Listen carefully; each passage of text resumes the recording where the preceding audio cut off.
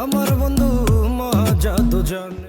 বাংলাদেশের প্রধানমন্ত্রী তারেক রহমানের সফর নিয়ে আমার বন্ধু মহাজাদু জানে নামে একটি ভিডিও পোস্ট করেছেন মালয়েশিয়ার প্রধানমন্ত্রী আনোয়ার ইব্রাহিম। মন্ত্র ছড়া করে জাদু দুই।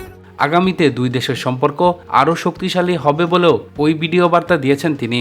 আজ মঙ্গলবার সকালে মালয়েশিয়ার প্রধানমন্ত্রীর ভেরিফাইড ফেসবুক পেজে ভিডিওটি পোস্ট করা হয়। ওই ভিডিওতে আনোয়ার ইব্রাহিম উল্লেখ করেছেন, দুই দেশের আলোচনায় বাণিজ্য ও বিনিয়োগ শক্তি, কৃত্রিম বুদ্ধিমত্তা, ডিজিটাল অর্থনীতি, শিক্ষা, মানব পুঁজিবাদ, কৃষি, হালাল শিল্প এবং কর্মশক্তি ব্যবস্থাপনা সহ বিভিন্ন ক্ষেত্রে সহযোগিতা জোরদার করার প্রচেষ্টার উপর নিবন্ধ করা হয়েছে।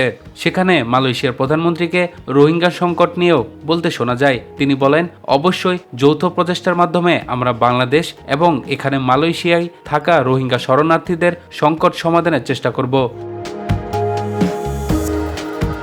তিনি আরও জানান, একই সঙ্গে দুই দেশের পররাষ্ট্রমন্ত্রীর কার্যালয় এবং আসিয়ানের মাধ্যমে আমরা মিয়ানমার কর্তৃপক্ষের সঙ্গে আলোচনা করব, যাতে এই সমস্যার আংশিক সমাধান করা যায়।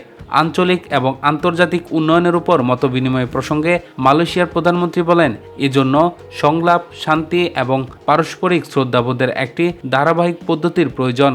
দক্ষিণ এশিয়ার গুরুত্বপূর্ণ অংশীদার হিসেবে বাংলাদেশের প্রতি কৃতজ্ঞতা প্রকাশ করে আনোয়ার ইব্রাহিম জানান, আর্থিক উন্নয়ন, উভয় দেশের মানুষের মঙ্গলের জন্য সহযোগিতার এখনও অনেক সম্ভাবনা রয়েছে। তিনি বিশ্বাস করেন, ওই চুক্তি মালয়েশিয়া বাংলাদেশের সম্পর্ক আরও জোরদার করবে এবং ভবিষ্যতে সহযোগিতার জন্য আরও সুযোগ উন্মুক্ত করবে।